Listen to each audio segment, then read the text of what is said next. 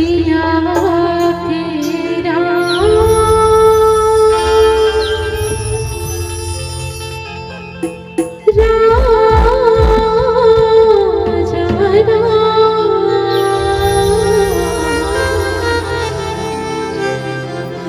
चंद्र की जय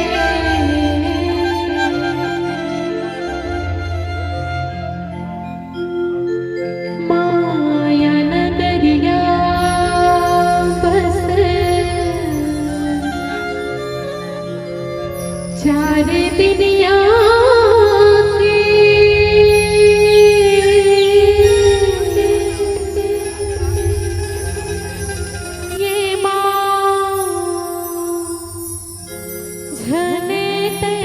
भुलावे हरि नाम गाले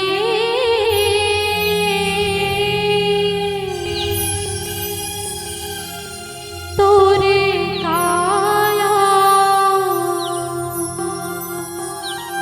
भवने तार जाही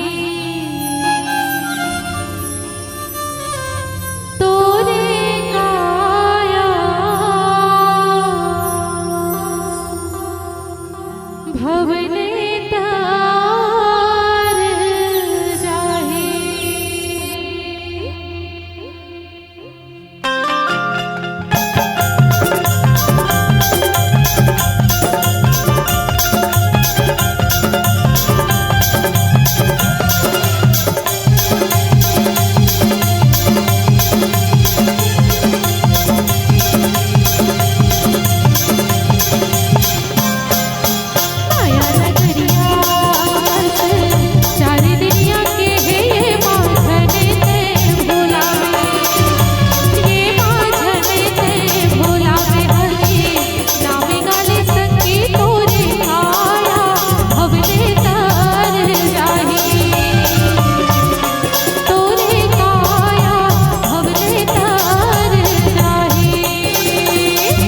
नगरिया बस चार दुनिया के ये माझने ते भुलावे, ये माझने ते भुलावे हरि नाम गाले संगे तोरे काया भवले तर जाही, तोरे काया भवले तर जाही।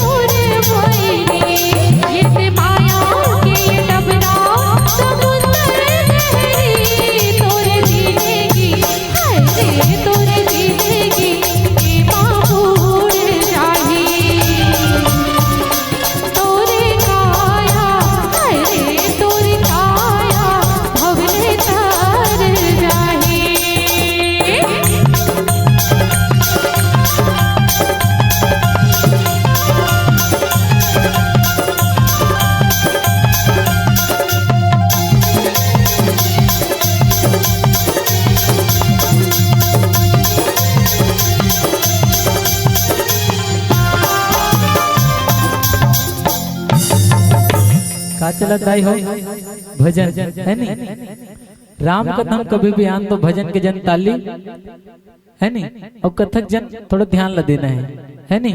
तो ये सन में बनी और अगर हम भजन के जन ताली नहीं बजावा वैसे भी जाड़ के दिन है, सब लोग पता है कि कोई बताए लगी दाई हो है नी, जाड़ के दिन हरे नी।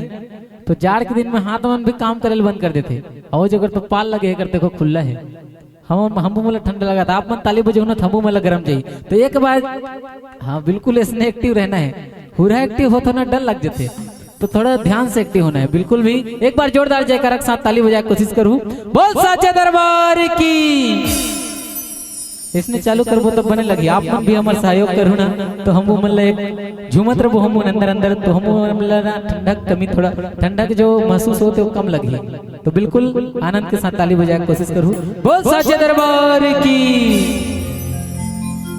राम एक सार है जिंदगी के संगी मो, राम एक सार है जिंदगी के संगी मो, तोरे मन माँ बसा ले तर जाही चोला तो, सुन ले कहना हाय रे सुन ले कहना बिगड़ी बन जाही, हाँ तोरे काया हाय रे तोरे काया भवले तर जाही। माया नगरिया बस सारी दुनिया के माझने ते भुलावे, ये माझने ते भुलावे, हरि नामे गाले संगी तोरे काया हाय रे तोरे काया भवले तर जाही,